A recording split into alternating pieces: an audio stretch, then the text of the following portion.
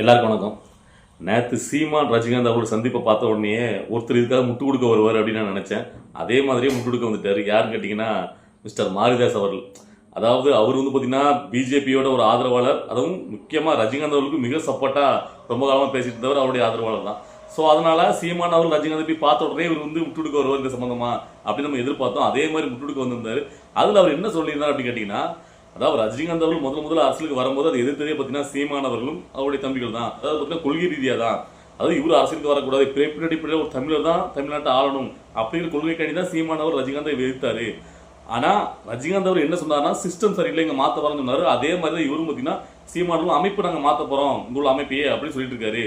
அதாவது எப்போ வந்து பார்த்தீங்கன்னா அவர் வந்து வெற்றிடம் இங்கே இருக்குன்னு சொன்னாரோ அதே மாதிரி இப்பவும் பார்த்தீங்கன்னா அந்த வெற்றிடம் இங்கே இருக்குது தமிழ்நாட்டில். ஸோ அதனால ரஜினிகாந்த் அவர்கள் எப்பவுமே அவர் அரசுக்கு வந்தாலும் சரி வரலாம் சரி அவரை சுற்றி அரசியல் நடந்துட்டு இருக்கு. ஸோ அதனால சீமான் அவர்களை போய் சந்திச்சு பார்த்தீங்கன்னா ஒரு நல்ல விஷயம் தான் அப்படிங்கிற மாதிரி சொல்லிட்டு அது முக்கியம் சொல்றாரு. அதாவது இதை வந்து பார்த்தீங்கன்னா தளபதி விஜய் அவருடைய ரசிகர்கள் பார்த்தீங்கன்னா தொண்டர்கள் வந்து பார்த்தீங்கன்னா ஒரு தவறாக வந்து அவங்க கட்சிக்காரங்க, அதாவது ஒரு அரசியல் நாலேஜே இல்லாமல் ஒரு மாதிரி சித்தரிக்காங்க. அவங்க வந்து ஆன்லைனில் வந்து பார்த்தீங்கன்னா ரஜினிகாந்த் அவர்கள் தலைவராக பேசுறது விமர்சிக்கிறது இந்த மாதிரிலாம் கொண்டு போறாங்க. இதுதான் ஒரு அரசியல் தெரியாம, ஒரு அரசியலே இல்லை என்னன்னு தெரியாம பக்குவப்படாம இருக்காங்க அவங்களுடைய ஆட்கள். அதாவது தளபதி விஜயாவுடைய தொண்டர்களும் ரசிகர்களும் அப்படி இருக்காங்க அப்படிங்கிற ஒரு விஷயத்தை அவர் முன்னெடுத்து சொன்னார் அந்த இன்டர்வியூல. ஸோ அதை பார்த்த உடனே தான் நான் அதை பத்தி பேசணும் இவருக்கு. ஏன்னா இல்லை இந்த அளவுக்கு மெச்சூரிட்டியோட புரிதலோட பேசக்கூடிய மாரிதாஸ் அவர்களுக்கு நான் கேட்கிறேன், அதாவது தமிழை வெற்றிக்கலத்துடைய அதிகாரப்பூர்வ நிர்வாகிகள் தொண்டர்கள் யார் வந்து பார்த்தீங்கன்னா யாராவது ஒருத்தர் ரஜினிகாந்த் அவர்களை இந்த இடத்துல, அதாவது ரஜினிகாந்த் அவர் சீமானவர்கள் சந்திச்சாங்களா, இதை பத்தி ரஜினிகாந்த் அவர்களை தரைக்குறவா விமர்சிச்சிருக்காங்களா? ஒரே ஒரு ஆதாரம் மாரிதாஸ் அவர்கள் எனக்கு காட்டும் பார்ப்போம். அதாவது எந்த இடத்துலையுமே ரஜினிகாந்த் அவர்களை அவருடைய தொண்டர்களாகட்டும் தோழர்களாகட்டும் ரசிகர்களாகட்டும் விமர்சிக்கவே இல்லை. சீமான் அவர்கள் எதுக்கு இந்த நேரத்தில் போய் அவரை போய் மீட் பண்ணணும், எதுக்காக இப்போ போனாரு, இவ்வளவுக்குள்ள தரைக்குறைவா ரஜினிகாந்த் அவர்கள் விமர்சிச்சு கொச்சையை விமர்சிச்சு இப்போ எதுக்காக போய் அவர் சந்திச்சாரு அப்படிங்கிறத பத்தி தான் அவங்க வந்து விமர்சிச்சாங்களே தவிர அதை பத்தி தான் வந்து சோசியல் மீடியாவில் பரப்பிட்டாங்க தவிர ரஜினிகாந்த் அவர்களை தரைக்குறவை யாருமே பேசல. ஆக்சுவலா சொல்லப்பட ரஜினிகாந்த் அவர்கள் உயர்த்தி தான் அவங்க பேசியிருக்காங்க சொல்லியிருக்காங்க. அதாவது நீங்க சொல்ற மாதிரி ரஜினிகாந்த் அவர்களை விமர்சிச்சு நக்கல் பண்ணி ஏதாவது ஒரு ரசிகர் தளபதி விஜய் அவரோட ரசிகர்கள் போட்டிருந்தாங்கன்னா அதுக்கு தளபதி அவர்கள் எப்படி பொறுப்பாக முடியும்? ஏன்னா தளபதி விஜய் ஒரு உச்சபட்ச நடிகர், அவரு கோடிக்கணக்கான ரசிகர்கள் இருப்பாங்க, ஒருத்தங்க மெச்சூரிட்டியோட இருப்பாங்க, ஒருத்தங்க மெச்சூரிட்டி இல்லாம இருப்பாங்க. ஸோ அவங்களுக்குலாம் பேசுறதுக்குலாம் தளபதி விஜய் அவர்கள் எப்படி பொறுப்பாக முடியும்? அவருடைய கட்சியை சார்ந்தவங்க அதிகாரப்பூர்வ நிர்வாகிகள் பேசினாங்கன்னா அவர் கண்ட்ரோல் பண்ண முடியும், அவர் பேச மாட்டாங்க. ஏன்னா அந்த புரிதலோட தமிழை வச்சுக்கிறது சேர்ந்த நிர்வாகிகள் இருக்காங்க. இவ்வளவுக்குள்ள அர்த்தமோட பேசக்கூடிய மாரிதாஸ் அவர்கள் இது கூட தெரியாம பேசுறது எனக்கு ஒரு என்ன ஒரு அற்புதமா இருக்கு அப்படின்னு எனக்கு தோணுச்சு. அதாவது நல்லா புரிஞ்சுக்கிடணும், நீங்க இவ்வளவுக்குள்ள பேசுறீங்கல்ல, அதாவது இவ்வளவு மெச்சூரிட்டி இல்லாம இருக்காங்க, கொள்கையோட தான் சீமானவர்கள் ரஜினிகாந்த் எதிர்த்தாரு, அதாவது தமிழ்நாட்டை பிறந்தவங்க தமிழ்நாட்டை ஆளணும் அப்படின்னு ஒரே கொள்கை தான் எடுத்தா தவிர மற்றபடி எந்த இடத்துலயுமே ரஜினிகாந்த் அவர்களை வந்து எதிர்க்கல அப்படின்னு சொல்றீங்களே, உங்களுக்கு முதல்ல புரிதல் இருக்கா மாரிதாஸ் அவர்களே? அதாவது அதை மட்டும் அவர் இருக்கல, இப்ப வெற்றிடம் இருக்குன்னு அதாவது ரஜினிகாந்த் அவர் சொல்றதான் சீமானவர் சொல்றாரு வெற்றிடம் இருக்கு அப்படின்னு சொல்றீங்கல்ல, இதுக்கு சீமானவர் என்ன சொல்லியிருக்கான்னு தெரியும்ல, ஏன் சுடுகாட்டு கூட தான் வெற்றிடம் இருக்கு, ஏன் அங்கே படுக்க வேண்டியதுன்னு அப்படின்னு சொன்னாரு. இது வந்து பாத்தீங்கன்னா தனிமனித தாக்குதல் இல்ல, சாட்டை துறைமுருங்க அந்த கட்சியிலே இருந்துகிட்டு எந்த அளவுக்கு வல்லுணர்வா எவ்வளவுக்குள்ள ஒரு வன்மமா, அதாவது ஒருத்தங்க ஒரு ஒரு கொள்கை பிறப்பு செயலாளர், இது வரைக்கும் எந்த கட்சியிலுமே ஒரு கொள்கை பிறப்பு செயலாளர் இப்படி, அதாவது மூணாந்தர பேச்சாளர் பேசுவாங்க, அடுத்த கட்சியை பத்தி அவங்க குடும்பத்தை பத்தி விமர்சனம் பண்ணுவாங்க. ஆனா ஒரு மூன்றாந்தர பேச்சாளருடையும் கேவலமா ரஜினிகாந்த் அவரை பத்தியும் அவருடைய தாயை பத்தியும் அவருடைய குடும்பத்தை பத்தியும் ரொம்ப கொச்சையா பேசியிருக்கு. ஸோ அப்படி பேசிட்டு இன்னைக்கு சாட்டை துறைமுருங்க அப்படியே மாத்தி பேசலாம், ஏன்னா அது வாய் கிடையாது நாராவாயி, அது வந்து பார்த்தீங்கன்னா ஒரு ஜந்துனே வச்சுக்கலாம் சாட்டையெல்லாம். ஸோ அதனால அது என்ன வேணா பேசும், சாப்பிட்ற வகையில என்ன வேணா பண்ணும், அது என்ன வேணா திங்கும், அது அதெல்லாம் விட்டுருங்களேன். ஸோ அந்த கொச்சையப்படுத்துது. அப்படி பேசுற சாட்டையை பத்தியும் சீமானவர் விமர்சிக்க, இதை பத்தி ஒரு வார்த்தை கூட நீங்க வந்து அந்த இடத்துல டீ கோட் பண்ணி கூட காட்டல. அதை வந்து அப்படியே கடந்து போறீங்க மாரிதாஸ் அவர்கள். அதாவது இதுக்கு முன்னாடி கொள்கை ரீதியாக அவங்க ஏத்தாங்க, அது எங்களுக்கு தெரியும், ஆனால் மற்றபடி அப்படி கடந்து போற மாரிதாஸ் அவர்கள் தமிழை வச்சுக்கிறத சேர்ந்த நிர்வாகிகள் ரொம்ப வந்து அநாகரிகமா ரஜினிகாந்த் அவர்கள் விமர்சிக்காங்க, இது அவங்களுக்கு சரிபடாது, இப்படியே போனாங்கன்னா கங்கோ படத்தை எப்படி போட்டு நொங்குனாங்களோ அதே மாதிரி இவங்க அரசியல் கட்சிக்கு வரும்போது எல்லாம் சேர்ந்து போட்டு இவங்க நொங்குவாங்க, இவருக்கு எல்லா இடமும் இப்படி வறண்டு எடுத்து வச்சா அப்படிங்கிற ஒரு மாதிரி சொல்லிட்டு போறீங்க.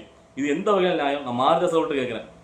ஸோ அப்ப இதுலயே உங்களுக்கு தெரியுது, அதாவது பாத்தீங்கன்னா நீங்களே சொல்றீங்க உங்களுடைய இன்டர்வியூல இங்க ஒரு மெச்சிடம் இருக்கு, ஒரு மாசக்தியா ஒரு கவர்ச்சியான ஒரு முகம் தேவைப்படுது மக்களுக்கு, அந்த முகம் நல்ல செய்யற முகமா இருந்தா அந்த மக்களுக்கு நல்லதுங்கிறீங்க. யாரு ரஜினிகாந்த் சுட்டிக்காட்டு சொல்றீங்க. அதே இது தளபதி விஜய் வரும்போது உங்களுடைய எண்ணங்கள் அப்படியே மாறுபடுது. ஏன்? ஸோ அவர் கிறிஸ்துவா இருக்கிறனாலயா? என்ன ஒரு நியாயம்? அதாவது மாரிதாஸ் மாதிரியான ஆட்கள் ஒரு நடுநிலைமைவாதினா நடுநிலைமையா பேசணும் எந்த கருத்தா இருந்தாலும். அதாவது ரஜினிகாந்த் அவர்கள் போய் சீமான் சந்திச்சா அப்போ வந்து பாத்தீங்கன்னா சீமான் அவருக்கு சப்போர்ட் பண்றது, ரஜினிகாந்த் அவர்களை தூக்கி பிடிக்கிறது, ரஜினிகாந்த் அவர்கள் நீங்க எப்பயுமே தூக்கி பிடிக்கீங்க. அவர் வந்து பாத்தீங்கன்னா அந்த வச்சுட்டு இருக்குன்னு அன்னைக்கு சொன்னாரு, இன்னைக்கு அதே நிலைமை தான் இருக்கு அப்படின்னு சொல்றீங்க. அப்ப அதே வச்சுட்டு தானே இருக்கு. தளபதி விஜய் வரும்போது ஏன் தளபதி விஜய்க்கு எதிராகவே உங்களுடைய காய்களை அப்படியே நகர்த்துறீங்களே ஏன்னு கேட்கிறேன். ஸோ அப்போ உங்களுடைய வண்ணம்லாம் என்ன மாதிரி இருக்குன்னா, விஜய் அவர் ஒரு கிறிஸ்தவர், அவர் நம்ம எதிர்க்கணும் அப்படின்ட்டு நீங்க இதுக்கு முன்னாடி வெடிக்கல. நீங்க அதுக்கு தொடர்ந்து வந்து பாத்தீங்கன்னா அவருடைய ஃபேமிலி பேக்ரவுண்ட் அது இதுன்னு எடுத்துக்கொண்டு வந்து வாரீங்க. அவங்க பொண்ணு லண்டன்ல இருக்காங்க, அவங்களுக்கு வந்து பாத்தீங்கன்னா இவங்க வந்து இந்திய சிட்டிசனே கிடையாது, லண்டன்ல இருந்து கோடி கோடியா பணம் வருது விஜய் அவர்களுக்கு அப்படின்னு சொல்லி வன்மத்தை கேட்கறீங்க. ஸோ இதுலேயே புரியுது ஏன் இவ்வளவு வன்மம் கேட்கிறேன். இல்ல இங்கெல்லாம் இருக்கிறவங்க தளபதி விஜய் அவருடைய தொண்டர்கள், அவங்களுடைய நிர்வாகிகள் என்ன மூளை இல்லாதவங்க, அவங்களாம் பாத்தீங்கன்னா அந்த அரசியலே என்னன்னு தெரியாதவங்க. நீங்க எல்லாரும் ரொம்ப அரசியல்ல வந்து அப்படியே பழங்கள் கொட்டப்பட்டாச்சு. அதாவது நான் தமிழர் கட்சியில் உள்ளவங்களும் ரொம்ப செயல்படுறாங்கன்னா அறிவோட. முதல்ல சாட்டை போடுற ஒவ்வொரு வீடியோ ஒவ்வொரு ட்வீட்டையும் நீங்க பார்த்துட்டு பேசணும் மிஸ்டர் மாரிதாஸ் அவர்களே. அவரு தான் பாத்தீங்கன்னா இங்க இருக்க தமிழை வச்சுக்கிற நிர்வாகிகளை பேச தூண்டுறாரு. இன்னைக்கு வரைக்கும் இப்ப வரைக்கும் ஒவ்வொரு ட்வீட்டா போட்டுக்கிட்டு, அதாவது அது வந்து பாத்தீங்கன்னா அப்படியே அந்த வாயை வச்சுக்கிட்டு இந்த நாள் ஒரு பேச்சு நேற்று ஒரு பேச்சு இல்ல மாரிதாஸ் அவர்கள் பேசுறது முழுக்க முழுக்க தளபதி விஜய் அவர்களுக்கு எதிராக தமிழை வச்சுக்கிறதுக்கு எதிராகவே பார்த்தீங்கன்னா தொடர்ந்து வந்து பார்த்தீங்கன்னா, அதாவது தமிழை வச்சுக்கிறது நிர்வாகிகள்லாம் அவங்க வந்து பார்த்தீங்கன்னா ஒரு அறிவு இல்லாதவங்க, அவங்க வந்து அரசியல் என்னன்னு தெரியல, எதை வந்து எது பேசணும்னு தெரியல, அவங்க திரும்ப எந்த இடத்துல தமிழை வச்சுக்கிறது நிர்வாகிகள் எல்லாரையும் போயிட்டு வம்பிழுத்துட்டு இருந்தாங்க. சொல்லுங்க அப்போ. அதாவது நாம் தமிழை கட்சியை சேர்ந்த சாட்டை கொடுக்குற பதிலடிக்கு தான் திரும்ப வந்து பதிலடி கொடுக்குறாங்க. அதை போய் தளபதி விஜய் விமர்சிக்கும் போது அவங்க திரும்ப பதிலடி கொடுக்காங்க, அவ்வளவுதான். மற்றபடி யாரையும் போயிட்டு வறண்டு எடுத்து வம்பிழுத்து எந்த ஒரு நடிகர் எந்த ஒரு நடிகரையும் அப்படிலாம் அவங்க பண்ணதே கிடையாது. ஒரு மூஞ்ச இப்போ ஒருத்தன் மெண்டலா ஒருத்தன் உண்டு, அதாவது பைத்தியக்கார பைய, அது யாருமே சத்யம் ராமசாமியா, அந்த பைய திரும்ப திரும்ப வேமனே, அதாவது காலையிலே முழிச்சு எதிர்ச்ச உடனே நான் தளபதி விஜயோல பத்தி தவறா பேசணும் அப்படிங்கிற நோக்கத்திலேயே வேணுமுன்னே வக்கரமா தவறா ஏதாவது பேசிட்டே இருப்பான். அவனையும் தூக்கி வச்சு ஒவ்வொரு மீடியா சேனல்ல உட்கார வச்சு 2 மணிக்கு பேட்டி எடுத்து அதை வைரலாகிட்டு இருப்பாங்க. எனக்கு தளபதி விஜயோடைய ஃபேஸ் தெரியுது, அதை போட்ட உடனே வியூஸ் போகுதுக்காண்டி அவனுக்கு வந்து அசிங்கமா ஏதாவது பேசிட்டே இருப்பான். ஸோ அந்த மாதிரி ரஜினிகாந்த் அவர்களுடைய ரசிகர் சத்யம் ராமசாமி அப்படிங்கிற போர்ல பேசுறாங்க. இதுக்கு என்னைக்காவது ரஜினிகாந்த் ரசிகர்கள் வந்து பாத்தீங்கன்னா ஒரு நாகரிகமே தெரியல, அவர் வந்து உச்சபட்ச நடிகரா இருக்காரு, அவர் வந்து யாருக்குமே சப்போர்ட் பண்ண மாட்டாரு, அவர் வந்து பாத்தீங்கன்னா அரசியல் வேண்டாம்னு ஒதுங்கி இருக்காரு, ஆனா அவருடைய ரசிகர்கள் பாத்தீங்கன்னா இந்த அளவுக்கு ஒரு தற்கொலைத்தனமா இருக்காங்க, மூளை இல்லாம இருக்காங்கன்னு நீங்க என்னைக்காவது விமர்சிச்சிருக்கீங்களா? அதெல்லாம் விமர்சிக்க மாட்டீங்க. ஆனா தளபதி விஜயோடைய ஏதாவது ஒரு கோடியில உள்ள ஒரு ரசிகர் வந்து ஒரு கருத்தை போட்டா ட்வீட்டா போட்டா அவனே அதுதான் தமிழை வச்சுக்கிறதுடைய நிர்வாகிகள், தமிழை வச்சுக்கிறதுல இப்படிதான் இருக்காங்க, அரசியல என்னன்னு தெரியாம பக்குவப்படாம இருக்காங்க, இது அவங்களுக்கு தான் ஆபத்தா போன்னு சொல்றது எந்த ஒரு முட்டாத்தனமா இருக்கு?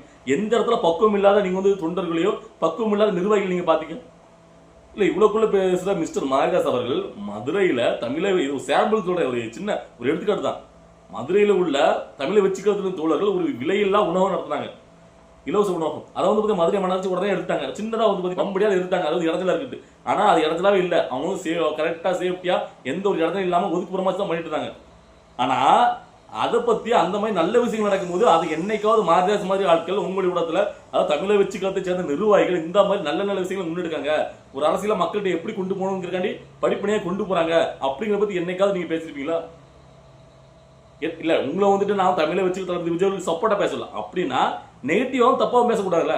அதாவது நீங்க சொல்ற மாதிரி ஒரு நடுநிலைமைவாதி, அதாவது மாரிதாஸ் அவர்களை பார்த்தீங்கன்னா ஒரு நடுநிலைமைவாதியான ஒரு வந்து விமர்சகர், ஒரு பத்திரிகையாளர் அப்படின்னா பண்ணாத எப்படி பண்ணி சொல்லுவீங்க? எந்த இடத்துல தமிழை வச்சுக்கிறதுடைய நிர்வாகிகள் ரஜினிகாந்த் அவர்களை தரைக்குறைவா விமர்சிக்காங்க? இதுக்கு ஒரே ஒரு ஆதாரம் மாரிதாஸ் கொடுங்க பார்ப்போம். இல்ல ரீசெண்டா சீமானும் ரஜினிகாந்த் அவர்களை பார்த்ததுக்கு சீமான் எதுக்கு இப்போ வந்து பாத்தீங்கன்னா உடனே ரஜினிகாந்த் அவர்கள் போய் மீட் பண்ணாரு அப்படின்னு சொல்லி அவங்க விமர்சிச்சாங்க.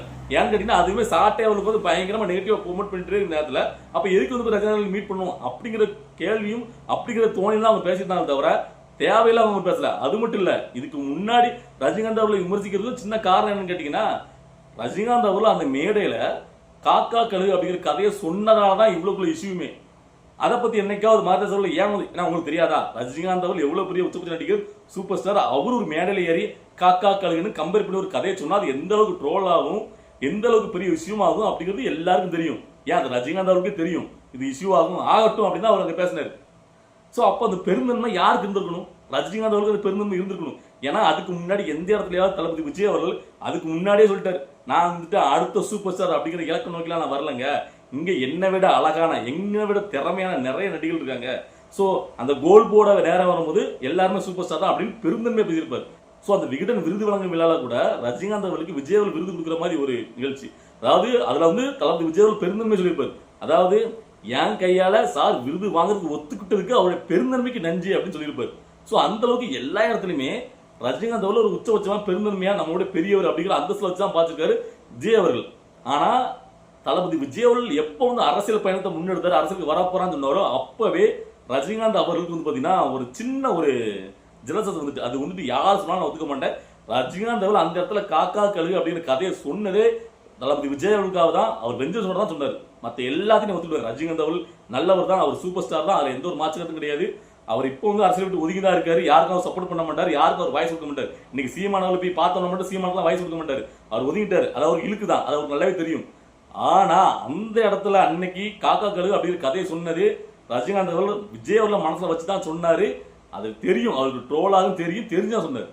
ஆனா அதுக்கப்புறம் பேசும்போது கூட தளபதி விஜய் அவர்கள் நிரந்தர சூப்பர் ஸ்டார் ரஜினிகாந்த் அவர்கள் தான், அப்பா பையன் சட்டையை என் பையன் வந்து ஆசைப்படக்கூடாதா அப்படி சொன்னதெல்லாம் அவர் வந்து உயர்ந்த இடத்துல வச்சு சொன்னார். அப்போ வந்து பாத்தீங்கன்னா இந்த மாரிதாஸ் மாதிரி ஆட்கள் ஏன் வந்து ரஜினிகாந்த் அவர்கள் இந்த இடத்துல இப்படிலாம் பேசுறாரு, அவருடைய இமேஜ் என்ன இவ்வளவு பெருசா இருக்கு, ஏன் வந்து பாத்தீங்கன்னா அவரு இந்த மாதிரியான ஒரு பேச்சை பேசலாமா அப்படின்ட்டு உண்மையான நடுநிலை அதை பத்தி விமர்சிக்கணும். ஆனா அங்கெல்லாம் விமர்சிக்கல. ஆனா இன்னைக்கு வந்துட்டீங்க, அதாவது சீமான் அவர்கள் ரஜினிகாந்த் போய் பார்த்து, ரஜினிகாந்த் அவர்ல யார் போய் பார்த்துட்டா அவங்களாம் நல்லவங்க, ரஜினிகாந்த் பார்க்கல அப்படின்னா அவங்களாம் எதிராளிகளா? என்ன ஒரு இதா இருக்கு. இதுல இருந்தே தெரியுது, அதாவது மாரிதாஸ் அவருடைய உண்மை முகனா என்ன, அதாவது தமிழை வெற்றிக்கலத்து மேலையும் தளபதி விஜய் அவர்கள் மேலையும் நீங்க எந்த அளவுக்கு ஒரு அனுமத்தோட இருக்கீங்க அப்படிங்கிறது இதுல இருந்தே தெரியுது. ஏன்னு கேட்டீங்கன்னா தமிழை வெற்றிக்கலத்துடைய நிர்வாகிகளுக்கு வந்து பாத்தீங்கன்னா ஒரு அரசியல் அறிவே இல்ல, புரிதலே இல்ல அப்படிங்கிறது போற பக்கம் சொல்லிட்டு போறது. ஏன்னா மத்தவங்க எல்லாத்துக்கும் அறிதல் புரிதல் இருக்கு, நான் தமிழ் கட்சி சேர்ந்த எல்லாத்துக்கும் அரசியல் அறிவு புரிதலோட செயல்படுறாங்களா, தமிழை வெற்றிக்கலத்து நிர்வாகிகள் மட்டும் தான் அரசியல் புரிதலோட செயல்படுறீங்க. சோ நீங்க வந்து இனிமேல் ஒரு நடுநிலைவாதின்னு உங்களை யாராவது சொன்னாங்கன்னா யாருமே நம்ப மாட்டாங்க. இதுக்கு அப்புறமாவது உங்களுக்கு கொஞ்சம் மாத்திடுங்க, சரியா? சோ இந்த வீடியோ பார்த்துக்க தோழர்கள், நான் பேசுறது சரியா தவறா, மாரிதாஸ் அவர்களை பார்க்கும்போது உங்களுக்கு என்ன தோணுது, அவர் பேசுற பேச்சுக்களும் அவருடைய வீடியோக்களை பார்க்கும்போது சமீபமா அவர் என்ன மாதிரி மனப்பான்மையில பேசிட்டு இருக்காருங்கிறது உங்களுக்கு புரிஞ்சிருக்கும். சோ உங்களுடைய கருத்துக்கள் என்னங்கிறத கமெண்ட்ல பதிவுங்க. பாய்.